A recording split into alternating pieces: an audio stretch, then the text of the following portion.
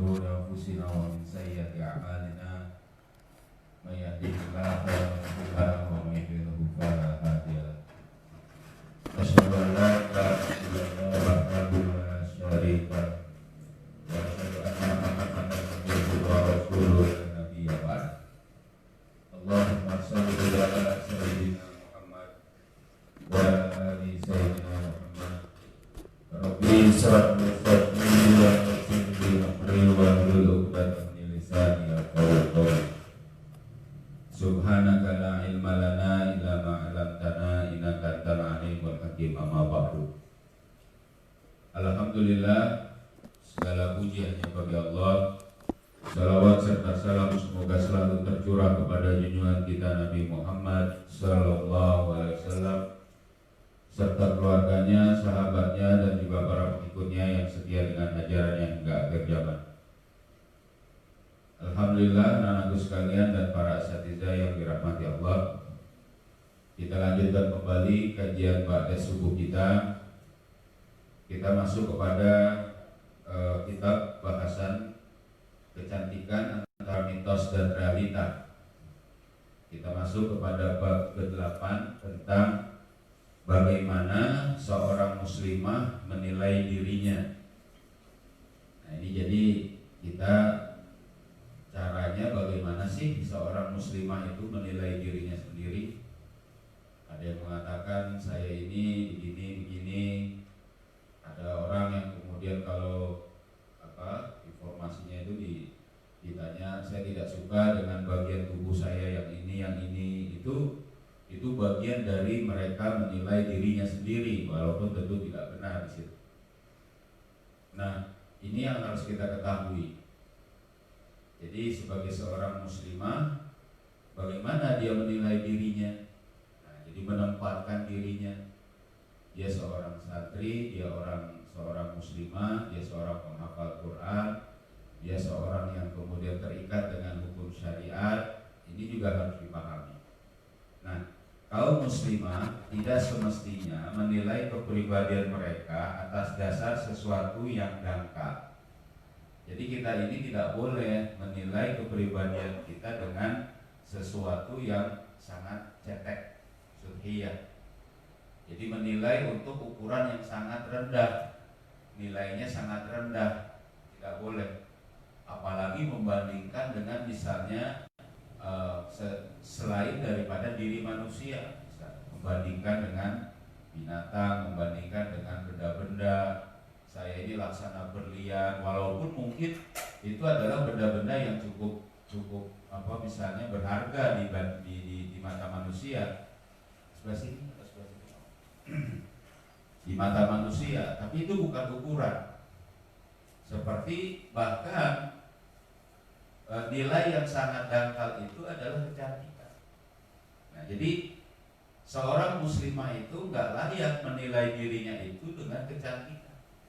Kecantikan yang kemudian bagaimana, ya kan? Yang sebenarnya sudah kita bahas berdasarkan standar-standar manusia, bahkan standar-standar orang Barat atau musuh-musuh Islam, sehingga dia bikin pada saat itu dia merasa, wah saya mah nggak cantik, ya kan? Tadi mulai dari badan saya, kulit saya, mata saya, hidung saya, bibir saya, telinga saya, semua rambut saya. Akhirnya standar dia itu apa? Menyesali apa yang Allah berikan. Jadi standar dirinya itu adalah menempatkan pada standar orang lain atau bahkan tadi nilai yang sangat rendah. Demikian pula tidak selayaknya kaum muslimah memandang rendah diri mereka karena dianggap gagal memenuhi harapan masyarakat untuk memperoleh predikat wanita cantik. Jadi jangankan membandingkan dirinya itu dengan selain manusia tadi, binatang, auzubillah ya, atau benda-benda misalnya. Bahkan kecantikan pada diri manusia, orang lain atau keadaan masyarakat, menurut masyarakat itu cantik bagaimana, dia standarkan diri dia itu gak layak, gak boleh. Gitu. Kaum muslimah harus menyadari sepenuhnya bahwa citra kecantikan seperti itu hanyalah sebuah mitos yang dimanfaatkan untuk mengalihkan pemikiran dari pertanyaan-pertanyaan yang sangat penting dalam hidup ini. Seperti apakah tujuan hidup yang hakiki, atau bagaimana mengatur kehidupan umat manusia dengan cara yang benar. Ngurusin umat ini bagaimana dengan cara yang benar, memahamkan umat dengan syariat Allah ini bagaimana caranya. Itu yang tujuan hakiki kita. Tapi kemudian kita malah sibuk dengan urusan fashion, dengan urusan mode, dengan urusan kecantikan, facial kita misalnya, ngurusin kuku kaki, ya kan, ngurusin rambut misalnya, ya kan, ngurusin ketombe misalnya, ngurusin apa semua. Hal-hal seperti itu dengan standar seorang muslimah sangat dangkal. Apalagi itu hanya mitos. Kita sudah katakan, seluruh wanita muslimah, seluruh ciptaan Allah itu ahsanut taqwim, sebaik-baik penciptaan. Ya kan? Kemarin saya ngobrol sama abang bagaimana karakter ciri fisik orang Afrika misalnya. Ada yang hitam legam, ada yang misalnya bentuk rahangnya besar, ya kan? Dari sekian banyak misalnya orang-orang hitam di Afrika, ini bukan mengecilkan gitu, tapi melihat fakta itu. Misalnya di antara Afrika Utara, Afrika Selatan itu berbeda dengan Afrika Utara, terutama berbeda lagi dengan Sudan, berbeda lagi dengan penduduk asli Mesir, berbeda lagi dengan misalnya orang-orang Arab yang bercampur di situ dengan Aljazair dan sebagainya, ya kan, dengan penduduk-penduduk situ. Apakah kita katakan itu mereka orang yang jelek dari segi kecantikan? Tidak. Itu sebaik-baik penciptaan Allah. Begitulah karakter, begitulah Allah ciptakan. Gitu. Jadi kalau misalnya seperti itu, wah luar biasa terbelakangnya misalnya manusia. Tidak ada penerapan syariat Islam di bumi Afrika misalnya. Tapi ternyata tidak. Sudan itu termasuk negara yang paling memelihara, paling bagus misalnya bacaan atau bahasa Arabnya, paling fasih, paling nyaman untuk kita mendengarkan dengan fushahnya misalnya. Itu yang kemudian terjadi. Kita tidak mengecilkan itu. Ini kita di Indonesia, karakternya misalnya penduduknya pendek-pendek, kecil-kecil misalnya kan. Apakah misalnya seperti itu yang kemudian menjadi standar baik dan bagusnya seorang muslimah? Padahal ada tugas yang sangat besar, yaitu apa? Tadi, ya kan? Ifhamun nas anil Islam, memahamkan manusia dengan Islam, dengan syariat Allah agar diterapkan. Itu tujuan hakiki kita. Nah, jadi tidak boleh kita menilai, menstandarkan yang tadi kepribadian itu dengan kecantikan. Ya tentu kalau menjaga kebersihan tubuh iya, ya kan, menjaga kebersihan badan iya, ya kan, mengatur bagaimana misalnya seorang muslimah berpakaian agar tak menutup aurat iya, keserasian iya misalnya, tapi tidak dalam konteks penilaian yang hanya itu, tidak boleh. Nah, dijelaskan di sini, kaum muslimah seharusnya memahami bahwa landasan yang menjadi tolok ukur untuk menilai kepribadian dirinya bukanlah kecantikan wajahnya, bentuk tubuhnya, bukan. Jadi yang menilai dirinya ini harusnya dinilai, saya ini jangan berpikir saya ini jelek, saya ini cantik, bukan itu, gitu loh maksudnya. Ini serius ini. Karena kalau seperti itu akan sibuk dia. Dia akan kemana-mana, dia beli maskeran, dia harus misalnya segala rupa lah yang berkaitan dengan kecantikan. Dia habiskan biaya besar untuk menjaga model kecantikan tadi. Berbeda ya antara cantik dengan sehat. Misalnya kalau di kulit seseorang muslimah itu ada sakit, dia harus obati, itu lain misalnya. Kadang ada juga orang yang terkena misalnya sengatan matahari, lalu kemudian ada sakit dia di situ. Ya dia harus obati itu dengan misalnya kulitnya itu misalnya. Tapi kalau misalnya tidak, ya biasa saja. Kenapa? Karena kalau ukurnya itu bukan kecantikan wajahnya. Kenapa? Karena Islam bukan itu menempatkannya. Inna akramakum indallahi atqakum. Kemuliaan itu pada ketakwaan. Makanya dikatakan di sini, tetapi yang menjadi tolak ukur bagi diri seorang muslimah itu adalah pemikiran dan perilakunya.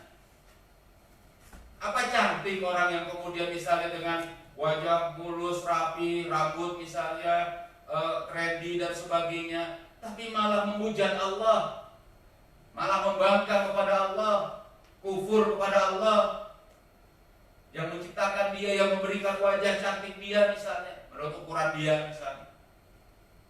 Kalau ayah jadi melihat itu jadi jelek sekali, muak sekali. Kenapa dia? Dia kan tadi menghina Islam, menghina Rasulullah, menghina zuriyah Rasulullah misalnya. Jadi malah gak enak melihatnya seperti itu, ya kan? Jadi seorang muslimah semestinya menilai dirinya dengan ukuran sejauh mana ketaatannya sebagai seorang hamba kepada Sang Khalik. Itu dia. Jadi berapa ukuran saya? Berapa misalnya standar saya, nilai saya di hadapan Allah? Masih ada maksiat, ya kan? Masih ada misalnya pembangkangan pada Allah, nauzubillah. Taubat kita, ya kan? Taat kita, sholat kita, saum kita misalnya. Itu yang harus dinilai. Jadi setiap hari itu kita berpikir bagaimana menambah taat. Jadi bukan bagaimana menambah ya tadi memamerkan misal kecantikan, bentuk tubuh, nauzubillah, ya kan? Sampai dia bela-belain misalnya harus fitness, harus senam, harus lari, harus menahan makan, sampai dia itu harus menjaga berat badan tubuhnya sampai sebatas apa, kulitnya harus dia jaga dan sebagainya, semuanya, tapi bukan untuk taat, sia-sia. Ya. Bahkan harusnya seorang muslimah menilai berdasarkan kuantitas dan kualitas amal perbuatannya dalam melaksanakan perintahnya dan menjauhi larangannya, semata-mata untuk meraih keridhaan Allah Subhanahu wa taala. Gitu. Hari ini kualitas tahajud saya masih kurang, berarti besok ditingkatkan. Itu kita mikirin itu harusnya. Hari ini kualitas misalnya puasa saya kurang, besok harus tingkatkan. Kuantitasnya, jumlahnya juga kurang. Tahajud misalnya baru sekedar berapa, sholat juga baru sekedar menggugurkan kewajiban. Belajar juga hanya sebatas pengisi waktu, belum kemudian serius mempelajari, menghafal Qur'annya. Ini yang harus dipikirkan, bukan masalah standar kecantikan. Nah, inilah yang menjadi ukuran keberhasilan dalam kehidupan di dunia dan di akhirat. Inilah kunci untuk mendapatkan kebahagiaan yang abadi di surga.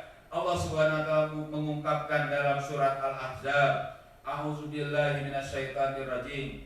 Innal muslimina wal muslimati wal mu'minina wal mu'minati wal qanitina wal qanitat was-sadiqina was-sadiqati was-sabirina was-sabirat wal khashi'ina wal khashi'at wal mutasaddiqina wal mutasaddiqat was-saimina was-saimati wal hafizina furujahum wal hafizati waz-zakirina Allaha katsiran wal zakirati a'adallahu lahum maghfiratan wa ajran azima.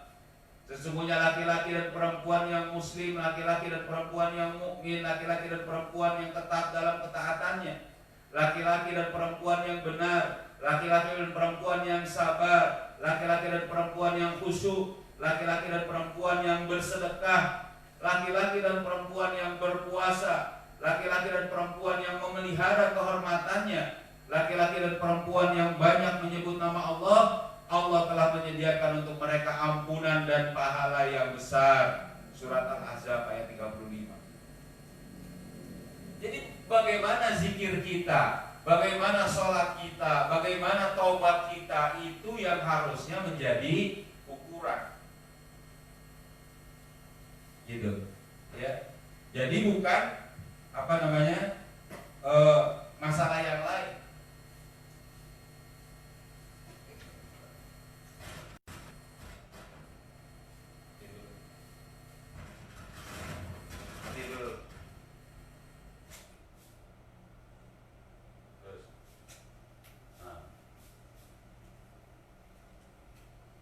Nah, jadi bukan ukuran yang lain.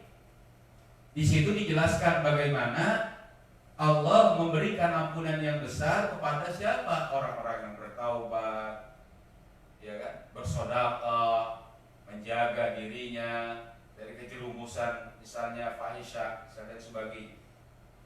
Oleh karena itu seorang muslimah semestinya mengukur kepribadiannya atas dasar ketakwaannya kepada Allah Subhanahu wa taala. Sebab dengan ketakwaan inilah Sang Khalik menilai umat manusia, ya kan? Dan dengan ukuran ini pula dia meninggikan derajat seorang manusia dari manusia lainnya. Allah Subhanahu wa taala berfirman dalam surat Al-Hujurat, A'udzubillahi minasyaitonirrajim, inna akramakum indallahi atqakum.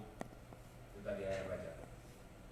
Sesungguhnya orang yang paling mulia di antara kamu di sisi Allah ialah orang yang paling takwa di antara kamu. Itu ukuran kita.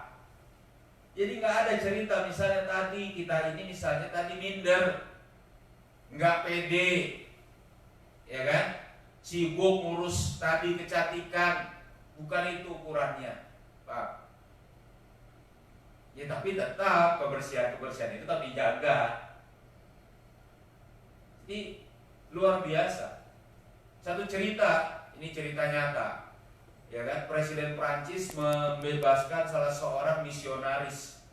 Misionaris ini adalah orang yang mengkristenkan, ya kan? Memurtadkan orang-orang Islam di Mali. Seorang perempuan yang ditahan oleh milisi atau penduduk atau orang di sana, milisi Muslim. Dia di penjara. Tapi pada saat dibebaskan, dia ternyata sudah masuk Islam. Kenapa? Karena ternyata kata dia, orang yang paling bersih dari para wanita adalah wanita-wanita muslimah di Mali. Padahal orang Mali itu hitamnya itu hitam legam, soal kulitnya. Walaupun kulit mereka hitam, kebersihan dan kesucian mereka itu terjaga di antara manusia. Mereka tidak bersentuhan dengan laki-laki asing. Mereka tidak membuka aurat kepada laki-laki asing. Bahkan pada saat yang sama mereka senantiasa menjaga kebersihan tubuhnya dengan mencuci 5 kali sehari, 5 waktu sehari, dan mereka menghadap kepada Tuhan. Sampai selama di penjara itu tergerak hatinya dan dia pun masuk Islam, menjadi seorang muslimah. Coba. Padahal orang-orang Mali kalau dikatakan dengan bandingkan dengan orang Prancis, coba bagaimana? Orang Prancis itu, ya kenapa banyak parfum? Kalau menurut satu cerita, ya parfum Prancis dari cerita karena mereka itu pada jarang mandi, kan gitu, jarang membersihkan tubuh, sehingga tubuhnya tuh bau. Dia butuh untuk kemudian apa? Satu parfum yang kemudian menghilangkan bau tubuhnya. Nah, bagi seorang muslimah, bagi seorang muslim, memakai wangi-wangian itu memang disunahkan. Tapi bagi laki-laki, kalau bagi perempuan sekedar ada tandanya. Nah, ini kehidupan kita. Karena bukan masalah itu yang menjadi tujuan utama tadi, tapi bagaimana penerapan syariat Allah itulah yang kemudian menjadi tugas bersama kita. Banyak muslimah, banyak ibu-ibu, mama yang kemudian nggak tahu tentang syariat Islam. Itu tugas kita. Tugas para wanita muslimah untuk menyampaikan syariat Allah. Jadi kalau wanitanya sibuk dengan kecantikan dirinya, nggak pernah dakwah, gimana ceritanya itu bisa kemudian syariat Allah sampai kepada mereka? Iya. Mau kemana? Mau ke salon. Ngapain? Ini manicure, pedicure misalnya kan. Padahal ada jadwal untuk mengisi pengajian. Nggak jadi, mana ini yang ngisi pengajiannya misalnya. Nauzubillah kalau sampai kayak gitu. Iya. Nanti ada itu waktu-waktu untuk kemudian itu. Ya tentu tadi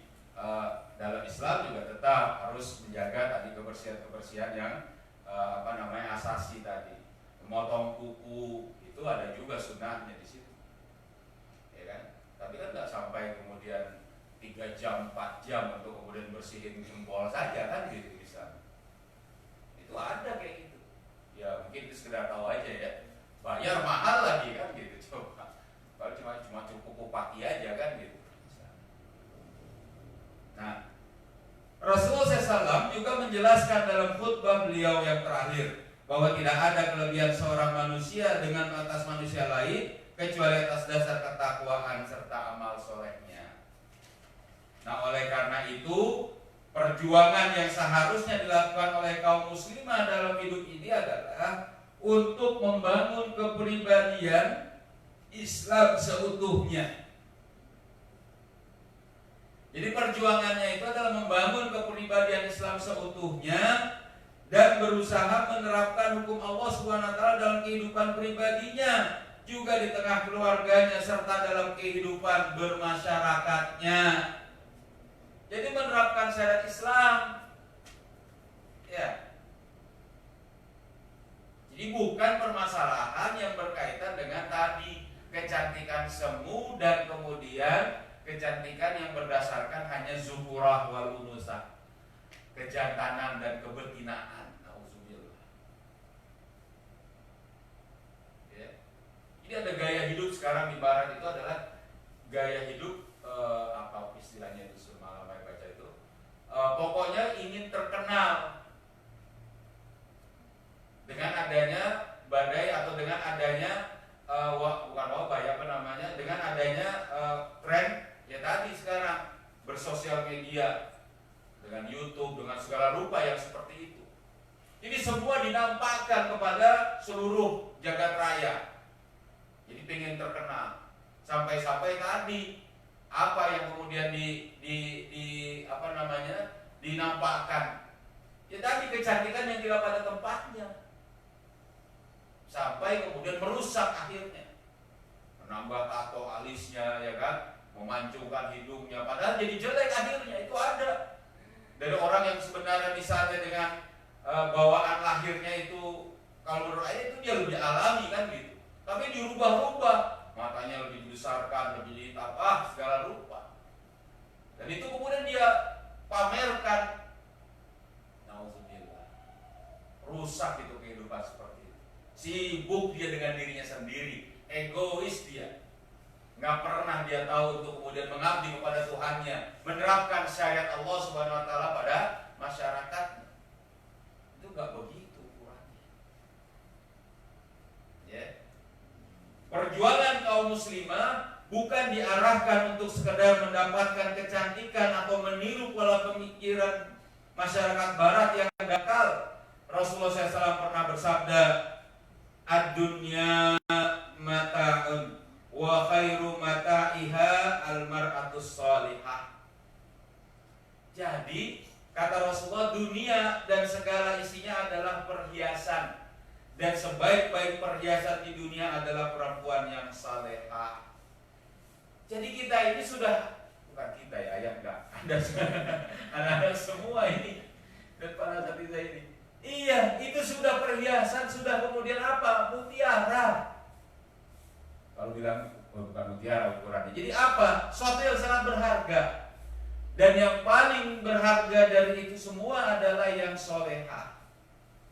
Bukan yang putih, bukan yang hitam, bukan yang tinggi, bukan yang pendek, bukan yang besar, bukan yang kecil. Tapi kesolehahannya, keterikatannya pada syariat Allah, ya, takarubnya, muraqabahnya, merasa diawasi oleh Allah. Sering ayah katakan, wanita muslimah itu syarat pertama setelah dia akil balik, dia adalah harus menjaga kejujuran dirinya. Jujur, karena paling mudah untuk kemudian apa? Tergelincir dengan kazib, dengan dusta. Bahkan kata Rasulullah, alaikum bil kazib, hendaknya kalian menjaga diri dari berdusta, karena sangat mudah itu nanti. Kalau laki-laki pembuktian masalah seperti itu hampir tidak ada. Tapi bagi muslimah, dia yang paling tahu dirinya untuk urusan itu. Makanya harusnya Muraqabah, senantiasa diawasi oleh Allah menjadi syarat itu. Allah melihat, Allah tahu, saya nggak boleh berdusta. Ya misalnya dalam urusan-urusan pribadi yang kemudian Allah berikan. Jadi bukan kemudian aib, bukan kemudian beban, penyakit, bukan. Pada saat wanita muslimah misalnya balik, dia akan haid, dia akan kemudian ada rutenya, ada bukan rute apa namanya, siklusnya, ya kan? Itu bagian dari kemuliaan untuk kebersihan dirinya, kesehatan dirinya, menjaga untuk kemudian apa? Ya banyak hal yang bisa dia lakukan kan gitu. Allah berikan rukhsah, keringanan, dia tidak sholat, dia tidak puasa, ya kan? Tapi pada saat kewajiban-kewajiban yang lain dia tidak bisa lakukan. Jadi hal-hal seperti itu yang harus kemudian betul-betul tertanam. Ya, apalagi misalnya itu menjadi kecemburuan, ya nggak boleh. Oh dia sudah, saya belum, ya biarin aja yang mau bukan ukurannya kan gitu. Nah hal-hal seperti itu yang kemudian semua ciptaan Allah adalah baik. Dan kata Rasulullah SAW, dunia dan seisinya ini adalah perhiasan. Dan sebaik-baik, ya kan, khairu dijelaskan. Jadi yang terbaik, yang baik, ya, sebaik-baik perhiasan dunia adalah wanita yang soleh. Begitu anak sekalian. Jadi silakan, ada yang didiskusikan, ditanyakan, silakan.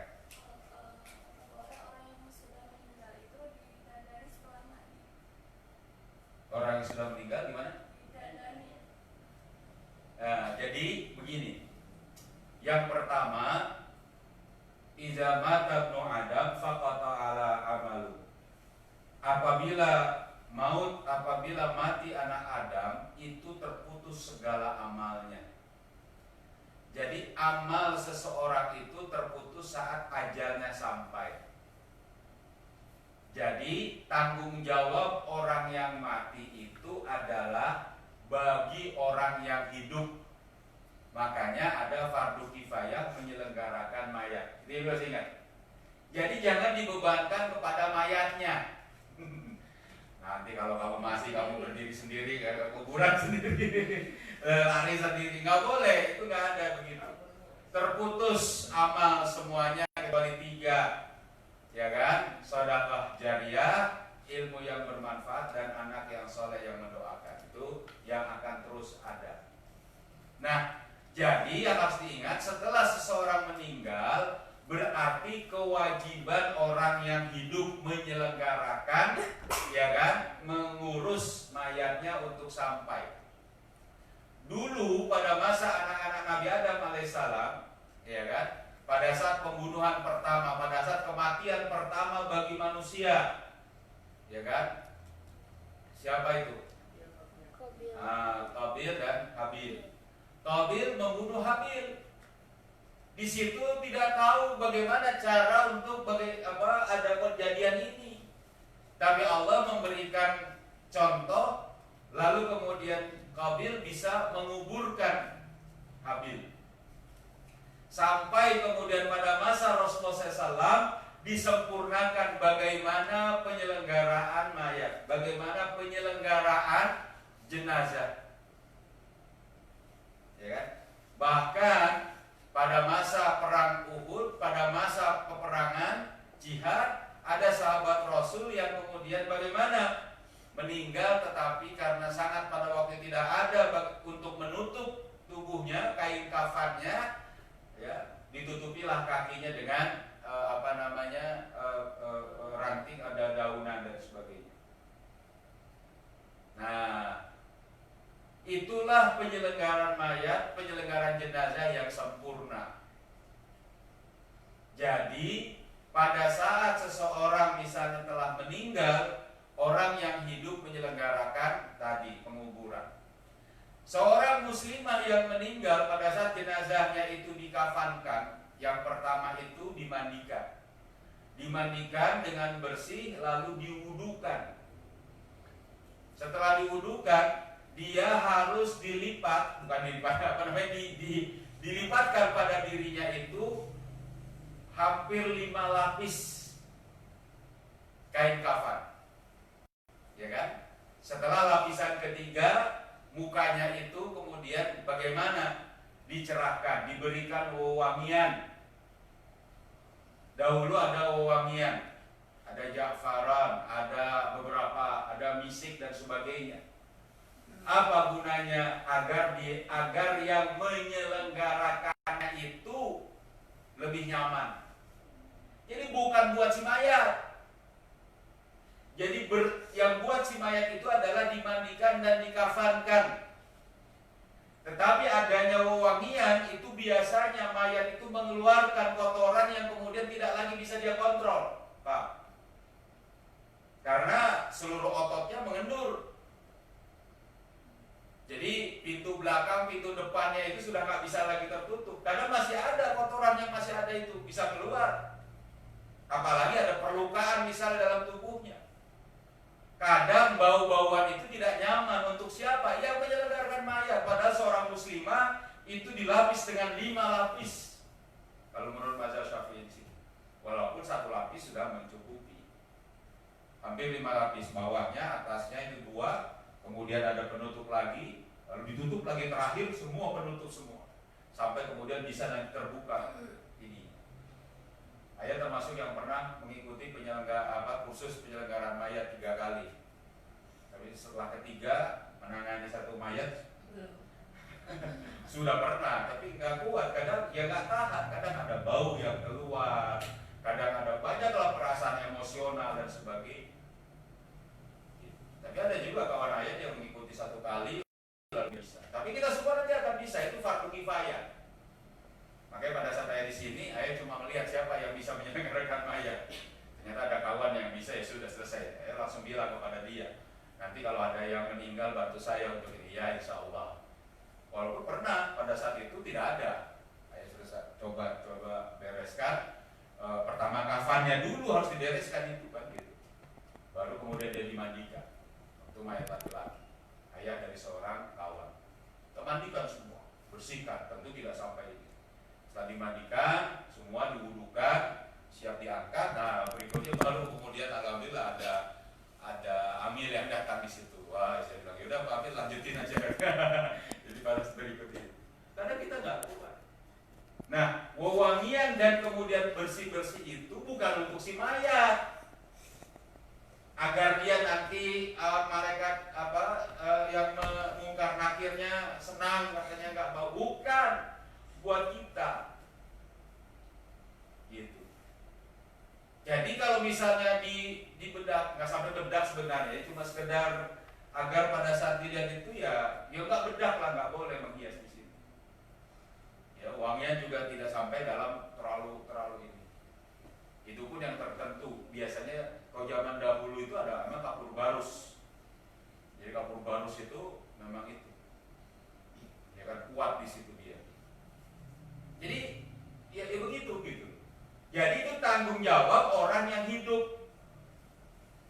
Ya si mayat nggak ada lagi urusan. Mau dibongkokkan begitu aja pun dia nggak ada urusan apa-apa. Mau dibakar berikutnya menurut kebudayaan cara orang-orang agama tertentu juga nggak ada urusannya dengan si mayatnya. Dia yang hidup itulah yang dimintai pertanggungjawaban. Makanya dalam Islam menyelenggarakan jenazah itu adalah bagian dari fardu kifayah. Fardu kifayah itu adalah satu fardu yang sampai kepada kesempurnaan, bukan sekedar dikerjakan, tapi benarnya, ya kan? Karena tanggung jawabnya kepada jamaah. Memang Imam Abu Hanifah itu membedakan antara fardu dan wajib, tapi Imam Syafi'i itu sama. Ya kan? Nah, fardu kifayah itu menjadi bagian dari beban masyarakat untuk kemaslahatan jamaah. Anda bisa dibayangkan kalau ada mayat yang tidak diselenggarakan, bau, jangan dikira ini masih hidup cantik-cantik misalnya kan, wow, wangi-wangi. Pas meninggal itu sudah jangan dikira keluar semua kotoran dari badan itu, Di belakang ini nggak ada lagi yang menahannya, keluar lagi, dibersihkan bisa keluar lagi, masya Allah, bau itu, jangan dikira. Apalagi kalau ada bisa perlukaan, apalagi ada penyakit dalam misalnya, terbuka saja mulutnya sedikit itu bau itu keluar itu. Ya bau di sini tentu bukan kita untuk ceritakan ayat ini bau itu nggak boleh kayak gitu, ya kan? Itu bagian dari menjaga aib, ya kan? Tetap saja kita pun nggak boleh juga begitu, ini juga nggak bisa juga kayak gitu. Itulah makanya harus kuat di situ, ditahan, tenang, ya kan? Ada wangi-wangian itu buat orang yang kemudian dipakai sabun agar memang bersih, ya kan, hilang bau-baunya tadi. Itulah makanya para syuhada itu Allah berikan karomah terakhir bagi orang-orang yang kemudian menjadi waliullah. Apa? Wangi kasturi, wangi, ya kan? Saya pernah mendapat, walaupun saya tidak tahu ini wanginya dari mana, tapi itu pada waktu itu memang ada orang yang meninggal. Saya katakan ini orang soleh, tercium juga itu wangi kasturi. Entah mungkin juga parfum orang yang datang bisa jadi gitu ya. Tapi bagi kita itu adalah bagian dari karomah. Kata Rasulullah, wangi, jenazahnya itu wangi gitu. Ya belum mendapati sampai, tapi ada banyak orang itu ada. Jadi tidak ini. Nah, jadi pada saat misalnya seseorang di dunia perempuan-perempuan pakai parfum, cantik dan sebagainya, ya nanti pada saat meninggal dia itu bukan buat dirinya lagi. Paham ya? Gitu ya? Ya nanti kapan-kapan boleh juga nih khusus menyelenggarakan jenazah. Nanti dari tahun terakhir ya, bisa nanti. Ya, harus bisa. Karena nanti nggak mungkin kok jenazah perempuan itu diselenggarakan oleh laki-laki. Ada caranya. Walaupun laki-laki itu memberi arahan kepada keluarga perempuan yang mahramnya misalnya. Ya, karena atau keluarga perempuannya misalnya. Itu ada nih, ini yang harus dibersihkan ini, terus kemudian dibawa, tutupnya gini tuh, itu bisa diarahkan. Tapi kalau bisa yang perempuan yang bisa gitu kan. Jadi itu bagian dari apa? Kebaikan yang harus juga dipelajari. Paham sih? Ya. Jadi itu ada adab juga kita kepada ahli mayat. Walaupun mungkin kita ini merasakan enak apa dan sebagainya seperti itu ya. Nah pada saat itulah kita menjaga aib dari saudara kita yang terakhir kalinya sebelum dia ini dimakamkan, dikubur. Gitu ya. Ada lagi yang lain? Paham? Ya, iya, alhamdulillah. Cukup. Habis ini senam ya. Semalam sudah latihan, sekarang senam lagi. Wow. Nggak kuel-kuel. Mau jalan ya. Ya sudah. Mari kita tutup dengan sama-sama membaca surat Al-Asr bersama-sama. Bismillahirrahmanirrahim. Wal asri innal insana lafi khusrin illa alladziina aamanu wa 'amilus sholihati wa tawashaw bil haqqi wa tawashaw bis sabr. Subhanakallahumma wa bihamdika asyhadu an la ilaha illa anta astaghfiruka wa atubu ilaik. Assalamualaikum warahmatullahi wabarakatuh.